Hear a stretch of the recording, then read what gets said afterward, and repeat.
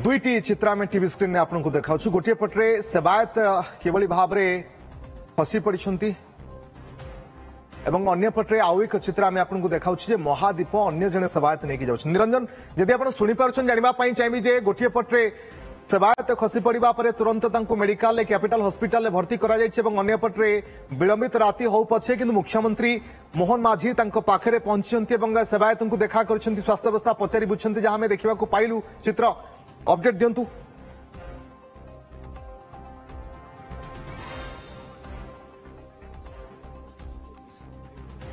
देखंतु महाप्रभु लिंगराजंकर महादीप उठिला बेले जो अघटनटी घटिला से जो सेवायत समर्था सेवायत जोगेन्द्र समर्था तांको बयस प्राय 57 वर्ष हबो तांको कैपिटल हॉस्पिटल रे भर्ती करा जायछि आईसीयू रे भर्ती करा जायछि एवं से सामान्य आहत हेचंती बोली जा सूचना रहिछि तांको देखिया पई मुख्यमंत्री मोहन माझी एवं स्थानीय विधायक बाबू सिंह तांको सहित जगन्नाथ प्रधान समस्त आसिकी आहत समर्था निजोग्र आहत व्यक्ति को देखिछंती तांको सहित कथावार्ता हेचंती अधिक आलोचना करने मो सहित अच्छा विधायक बाबू सिंह बाबू भाई केमिति अवस्था अच्छी से समर्था निजोग्र जोगेन्द्र समर्थांकर सुस्थ स्वास्थ्य अवस्था नहीं ऐश्वर्य रखिंट किंतु से संपूर्ण सुस्थ अच्छा सीधासख मुख्यमंत्री संगे आलोचना कले कहले नहीं आज्ञा मो पूरा फिट अच्छे किसी असुविधा नहीं बीपी ठू आरंभ कर समस्त चेक होता सब नॉर्मल अच्छे एवं नीरोर कौनसी समस्या नहीं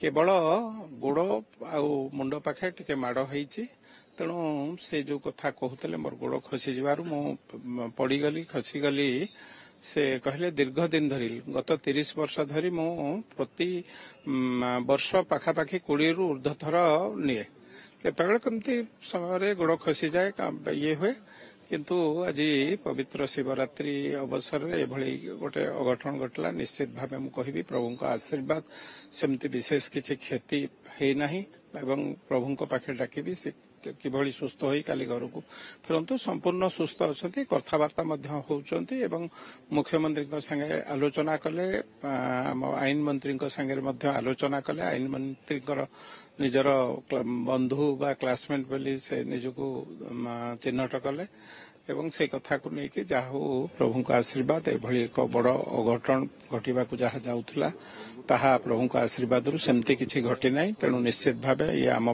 गोटे सुखद कथा एवं आउ दुई जन तेल पड़ी गोटे पुलिस भाई आउ जड़े सेवायत को गोड़े तेल पड़ जाए चलाबुला कर बैंडेज होती सेमती हाँ आडमिट जदि आईसीयू ये ना से बाहर जड़े पुलिस भाई आ गोटे भाई दी जन को गोड़े तेल पड़ जाता से गोड़ फटका हो जाए बैंडेज जोगेन्द्र समर्था जिते महादीप उपर को उठे नौले जो खसी पड़े से दी जन आहत होती हाँ से तेल जोटा जाए मसालटा बा जो दीप कहू से गोटे मसाला आकार तादेह तेल थाए गरम तेल पड़ी गोड़े पड़ी दी जन जाकर गोड़े पड़ी तेणु गोड़ तेल गरम तेल पड़ला फटका हो जाए किंतु से माने चलाबुला कर ये किंतु जोगेन्द्र बा जोगी भाई जोगिया भाई बेड रे शोते किंतु नॉर्मल कथबार्ता कर सब नॉर्मल अच्छे तेणु प्रभु पाखे बा प्रभु लिंगराज को निवेदन करी प्रार्थना करी एभली गोटे बड़ अघटन रु निश्चित भावे आमको समस्त को सुखद खबर बा एभली दुर्घटना चिकित्सा व्यवस्था सब सरकार बहन करिवे हाँ निश्चित भाव एक कथा कौन पचारि अच्छी समस्त 3 जन जाकर चिकित्सा सरकार संपूर्ण बहन करिवे एवं किभली भावे तांकर शेष माने चिकित्सा शेष पर्यंत समस्त जहाँ जहाँ खर्च हम सरकार करिवे एतर कोनोसी एने एटा गोटे आम भावावेगर कथा तेणु प्रभुंकर मंदिर रु जेतेबेले पड़ जाइछन्ति निश्चित भावे आमे तांकर दायित्व नबा आम दायित्व तेणु मु भावुछि सरकार कौन आम समस्ते मिसिकी से कथा को बुझिबु कोनोसी असुविधा ना केउटी आहत होइछि मुह सारा रक्ताक्त देखुछु आमे फोटो रे नहीं मुहटी एठी गोटे फाटी जाइथला ताको बैंडेज लागिछि गोड़रे जदिबा खंडिया है नाही गोड़टी माड़ हो जाइछि गोड़ पाखरे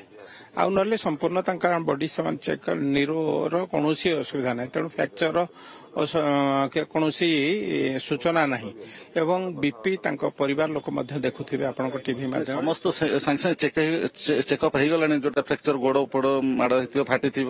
ହଁ, ଯାହା ଡକ୍ଟର କହିଲେ ନିରୋର କୌଣସି କାରଣ ମୁଖ୍ୟମନ୍ତ୍ରୀ ନିଜେ ପଚାରି ବୁଝୁଥିଲେ ନିରୋର କୌଣସି ପ୍ରୋବ୍ଲେମ ନାହିଁ ବୋଲି ଏବଂ ସିଏ ମଧ୍ୟ କହୁଛନ୍ତି ଯେ ନାଇଁ ମତେ ସେମିତି କିଛି ମୋର କୌଣସି ଜାଗାରେ ଇଏ ଫ୍ରାକ୍ଚର ବା ମାଡ ହେଲା ଭଳିଆ ଲାଗୁନାହିଁ ଏବଂ ମତେ ଲାଗୁଛି ବୋଧେ କୌଣସି ଗୋଟେ ଅଂଶ ପଡିଲା ବେଳକୁ ବୋଧେ ଏଇ ମୁଣ୍ଡ ଏଇ ବା ଆଖି ପାଖ ଡାହାଣ ଆଖି ପାଖ ଗୋଟେ ଖଣ୍ଡିଆ ହେଇଯାଇଛି ସେଇଥିରୁ ବୋଧେ ବ୍ଲଡ ଇଏ ହେଇଥିବ। ଏବେ ସବୁ କ୍ଲିୟର ଅଛି, ନର୍ମାଲ କଥାବାର୍ତ୍ତା କରୁଛନ୍ତି ଏବଂ ପରିସ୍ଥିତିରେ ଏଭଳି ଅଘଟଣ ଘଟିଲା ବା ଖସି ପଡିଲେ ବୋଲି କିଛି ସୂଚନା ଦେଇଛନ୍ତି କି? ନାଇଁ କହିଲେ ମୁଁ ତ ପ୍ରତିବର୍ଷ ଗତ 30 ବର୍ଷ ଧରି ମୁଁ ମହାଦୀପ ଉଠାଏ କେବଳ ଲିଙ୍ଗରାଜଙ୍କର ନୁହଁ, ଲିଙ୍ଗରାଜକୁ ଛାଡିକି ମଧ୍ୟ ସାରିଲା ପରେ ଆଉ କୋଉଠି ପ୍ରତି ବର୍ଷ ସେ କହିଲେ ମୁଁ 20 ରୁ 24 ଥର ଉଠାଏ, ବିଭିନ୍ନ ଜାଗାରେ ଦୀପ ଉଠାଏ ଚତୁର୍ଦ୍ଦଶୀ ପାଳି ହିସାବରେ। ତେଣୁ କୋଉଠି କେତେବେଳେ ଗୋଡ ଖସିଯାଏ ଇଏ ହେଇଯାଏ ଆମେ କଣ୍ଟ୍ରୋଲରେ, କିନ୍ତୁ ଆଜି ଯେତେବେଳେ ତଳେ ବହୁତ ଲୋକ ଥିଲେ ସେ ଯୋଉ ତେଲ ପଡିଯାଇଥିଲା ତେଣୁ ତା ଦ୍ୱାରା ଫୋଟକା ଅଲଗା ଚତୁର୍ଦ୍ଦଶୀ ବେଳେ ବେଶୀ ଲୋକ ନଥାନ୍ତି, ଯଦି ବା ହାତରୁ ଖସି ପଡେ କି ଇଏ ହୁଏ କିଛି କ୍ଷତି ହୁଏନି, କିନ୍ତୁ ଆଜି ଯେହେତୁ ତଳେ ବା ଗ୍ରାଉଣ୍ଡରେ ଲୋକ ବହୁତ ଜନସମାଗମ ଥିଲା, 2 ଜଣଙ୍କ ଉପରେ ଗୋଡରେ ତେଲ ପଡିଛି, ତେଣୁ 2 ଜଣଙ୍କର ଗୋଡ ମଧ୍ୟ ଫୋଟକା ହେଇଯାଇଛି, ତାଙ୍କୁ ବ୍ୟାଣ୍ଡେଜ କରିକି ସେମାନେ ସମ୍ପୂର୍ଣ୍ଣ ସୁସ୍ଥ ହବା ପର୍ଯ୍ୟନ୍ତ ମେଡିକାଲରୁ ଯାହା ଇଏ ସମ୍ପୂର୍ଣ୍ଣ ସୁସ୍ଥ। ବିଧାୟକ ହିସାବରେ ମନ୍ଦିରର ଏଇ ଯୋଉ ପ୍ରସ୍ତୁତି ସମ୍ପର୍କରେ ଜାଣିଥିଲେ, ମନ୍ଦିରର ମହାଦୀପ 10ଟା ବେଳେ ଉଠିବ ବୋଲି ନିର୍ଦ୍ଧାରଣ କରାଯାଇଥିଲା, ତଥାପି ଅଧଘଣ୍ଟା ବିଳମ୍ବ ହେଲା, ସେଇଥିପାଇଁ କିଛି ଅଘଟଣ ଘଟିଗଲେ? ନାଇଁ ଦେଖନ୍ତୁ, ଆମେ ଯାହା ସମୟ ନିର୍ଘଣ୍ଟ ହେଇଥିଲା 10ଟା ବେଳେ ଉଠିବା କଥା, ସେକେଣ୍ଡ ହାଫ ପୂଜାରୁ 10-15 ମିନିଟ୍ ଲେଟ୍ ହେଇଥିଲା। ଆମେ ସେତେବେଳକୁ ସେ ଯୋଉ ଭଜନ ଚାଲିଥିଲା, ପ୍ରଭୁଙ୍କର ଭଜନ ଚାଲିଥିଲା, ସେ ଷ୍ଟେଜ ଉପରେ ଥିଲୁ ଏବଂ ଆମକୁ ଖବର ଦିଆହେଲା ଯେ ଆଉ 10 ମିନିଟ୍ ପରେ 10ଟା 15ରେ ଉଠିଯିବା କଥା, ସେତିକି ବେଳେ ବୋଧେ ଦୁର୍ଘଟଣା ଘଟିଛି, ସେଥିପାଇଁ ଆଉ 10-15 ମିନିଟ୍ ଡେରି ହେଇଯାଇଛି। ଆମେ ଯେତେବେଳେ ଏ ଘଟଣା ଘଟିଲା ତାପରେ ଆମେ କାରଣ ସାଙ୍ଗେ ସାଙ୍ଗେ ଆଉ ଜଣେ ତାଙ୍କର ସେବାୟତ ଭାଇ ଦୀପକୁ ନେଇକି ଉଠେଇ ଦେଇଛନ୍ତି ଏବଂ ସେଇ ଭିତରେ ଖବର ଆସିଲା ଏବଂ ମୁଖ୍ୟମନ୍ତ୍ରୀ ତତ୍କ୍ଷଣାତ୍ ଆସିକି ଏଠି ଦେଖିଲେ। ଯୋଗେନ୍ଦ୍ର ସମର୍ଥା କାଲି ସୁସ୍ଥ ହେଇକି ଘରକୁ ଫେରିବାର ସମ୍ଭାବନା ଅଛି କି? ହଁ, ସେ ତ ସମ୍ପୂର୍ଣ୍ଣ ସେ ତ କହୁଛନ୍ତି ମୁଁ ଆଜି ପଳେଇବି, ତେଣୁ ମୁଁ କହିବା କଥା ନାହିଁ, ଆମେ ତାଙ୍କୁ 24 ଘଣ୍ଟା ଅବଜରଭେସନରେ ରଖିବା ପାଇଁ ମୁଖ୍ୟମନ୍ତ୍ରୀ ମଧ୍ୟ ଡକ୍ଟରଙ୍କୁ ଅନୁରୋଧ କରିଛନ୍ତି, ଯାହା ଯାହା ପୁରା ସମ୍ପୂର୍ଣ୍ଣ ସୁସ୍ଥ ହବା ପର୍ଯ୍ୟନ୍ତ ତାଙ୍କୁ ଅନୁରୋଧ କରାଯାଉଛି। ସେ କହିଲେ ନାଇଁ ସେମିତି କିଛି ମୋର ଇଏ ନାହିଁ, ମୁଁ ଚାଲି ପାରୁଛି ଯଦି ବା ମତେ କିଛି ବଡିରେ ଇଏ ହଉନି, କେବଳ ମୁହଁଟା ଗୋଟେ କୋଉଠି ବାଜି ଯାଇଛି, ଖଣ୍ଡିଆ ହେଇଛି ଏବଂ ଗୋଡ ଡାହାଣ ପଟ ନା ବାଁ ପଟ ଗୋଡ ଗୋଟେ ମାଡ ହେଇଯାଇଛି, ସେତିକି ଇଏ ହେଇଛି, ମୁଁ ସମ୍ପୂର୍ଣ୍ଣ ସୁସ୍ଥ ଅଛି। ସିଧାସଳଖ ତାଙ୍କ ମୁହଁରୁ ମୁଁ ଏ କଥା ଶୁଣିଲି। ତ ଶୁଣୁଥିଲେ ବାବୁ ସିଂ ବିଧାୟକଙ୍କର ପ୍ରତିକ୍ରିୟା। ଏବେ ଜଗନ୍ନାଥ ପ୍ରଧାନ ମଧ୍ୟ ଅଛନ୍ତି, ଯିଏ ଯାଇକି ସେବାୟତଙ୍କ ସହିତ ଆଲୋଚନା କରିଛନ୍ତି, ମୁଖ୍ୟମନ୍ତ୍ରୀ ଆଇନ ମନ୍ତ୍ରୀ ମଧ୍ୟ ଆସିକି ଆଲୋଚନା କରିଥିଲେ ଯୋଉ ଆହତ ସେବାୟତଙ୍କ ସହିତ। ଜଗନ୍ନାଥ ବାବୁ, ଏଭଳି ଅଘଟଣ କେବେ ଦେଖିଛନ୍ତି କି ଲିଙ୍ଗରାଜ ମନ୍ଦିରରେ ଜଣେ ସେବାୟତ ଯେତେବେଳେ ମହାଦୀପ ଉଠେଇକି ନେଲା ବେଳେ ଖସି ପଡିବା, କୋଉ ପରିସ୍ଥିତିରେ ଏଭଳି ଅଘଟଣ ଘଟିପାରେ? ନାଇଁ, ଏଭଳିଆ ଅଘଟଣ ତ ଆମେ କେବେ ଶୁଣି ନଥିଲୁ, ଏଇଥର ହେଲା। କାହିଁକି ନା ଯୋଉ ସେବାୟତ ଅଛନ୍ତି ଯୋଗେନ୍ଦ୍ର ସମର୍ଥା, ତାଙ୍କର ଯାହା ଆମେ ବୁଝୁଥିଲୁ, ସିଏ ପୃଥ୍ୱୀରାଜ ହରିଚନ୍ଦନଙ୍କର ସାଙ୍ଗ ବୋଲିକି ସିଏ ନିଜେ କହିଲେ, ଛୋଟ ବେଳର ସାଙ୍ଗ। ତାମାନେ ସିଏ ପାଖାପାଖି 57-58 ର ଏଜ୍ ହବ। ତେଣୁ ଇଏ ଗୋଟେ ବି ଏଜ୍ ର ଦୃଷ୍ଟିକୋଣରୁ ହେଇଥାଇପାରେ, ତରବରିଆ ହେଇକି ରହିଛନ୍ତି। ମାନେ ସିଏ ବି ନିଜେ କହୁଛନ୍ତି ମାସକୁ ପ୍ରତ୍ୟେକ ମାସରେ ମୁଁ 2 ଥର ଯାଏ ଉପରକୁ, ତେଣୁ ବର୍ଷକୁ 12 ମାସରେ 24 ଥର ଯାଉଛନ୍ତି, ଅଭ୍ୟସ୍ତ ଅଛନ୍ତି। ଆଜି 10-12 ଫୁଟରୁ ହାଇଟରୁ ସେ ଯେହେତୁ ତରବର ଅଛନ୍ତି, ମୁଁ ଭାବୁଛି ବୟସ ଅଧିକ ଅବସ୍ଥା କାରଣରୁ ଏଇ ଘଟଣା ହେଇଥାଇପାରେ।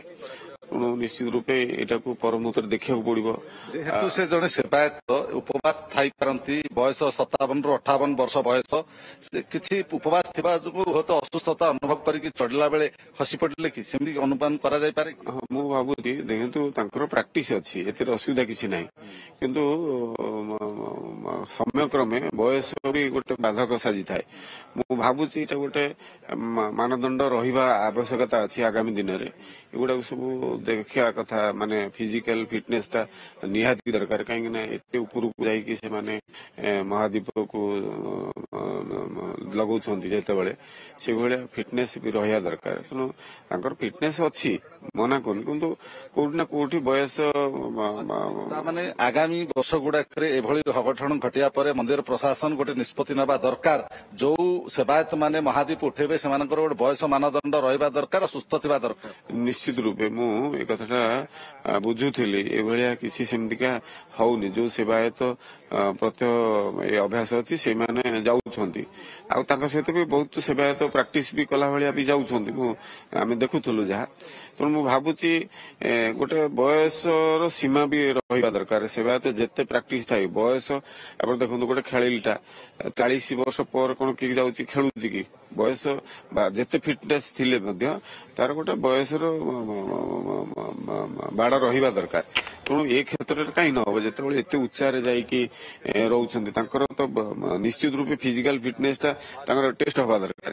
ମୋର ମତ, ମୁଁ ଯାହା ଆଜି ଦେଖିଲି ଇଏ କଲି, ଏଥିରେ ଫିଜିକାଲ ଫିଟନେସ ପ୍ରତ୍ୟେକ ସେବାୟତଙ୍କର ଯୋଉମାନେ ଉପରକୁ ଯିବେ ସବୁ ବଡି ଫିଟ୍ ଅଛି କି ନାହିଁ। ତେଣୁ ଏଇ କଥାକୁ ଅନୁଧ୍ୟାନ କରିବା ଦରକାର ଆଗାମୀ ଦିନରେ। ଏଭଳି ଅଘଟଣ ହେବ ନାହିଁ ଯେମିତି। ମହାପ୍ରଭୁଙ୍କର ଆଶୀର୍ବାଦ ଅଛି, ବହୁତ କମ ଉଚ୍ଚାରୁ 10 ଫୁଟ 12 ଫୁଟରୁ ଖସି ପଡିଛନ୍ତି, କିନ୍ତୁ ଯଦି ଏଇ କଥାଟା ବହୁ ଉପରେ ଥାଆନ୍ତା କଥାଟା, ତାହେଲେ ଆଜି ଗୋଟେ ଅଲଗା କଥା ହେଇଥାନ୍ତା। ସେଥିପାଇଁ କି ମୁଁ ଭାବୁଛି ଆଗାମୀ ଦିନରେ ସେବାୟତ ମାନେ ମଧ୍ୟ ଏଥିରେ ସହଯୋଗ କରିବେ। ଏ କଥାକୁ ନିୟମ ମୁତାବକ ହବା ଦରକାର। ମାନେ କୋଉମାନେ କୋଉ ଏଜରେ ସେବାୟତ, ତାର ଫିଜିକାଲ ଫିଟନେସ, ତାକୁ ଏଇଗୁଡାକ ଦେଖିକି ମାନଦଣ୍ଡ ଦେଖିକି ସେମାନଙ୍କୁ ତାକୁ ଇଏ କରିବା, ଆଲାଉ କରିବା। तो ये किसी प्रतिक्रिया जहाँ निरंजन आपण ସମସ୍ତଙ୍କର नौछंती ଠିକ जे ଅଛି। सेवायत जनक खसी पड़िबा परे वर्तमान तांकु मेडिकल रे भर्ती करा जायछि। सेबडे निजे मुख्यमंत्री मोहन माझी एवं किछि नेता मध्य जे देखिबा विधायक बाबू सिंह हुंतु किबा आईन मंत्री पृथ्वीराज हरिचंदन समस्ते तांकु देखा करछंती, स्वास्थ्य अवस्था पचारि बुझिछंती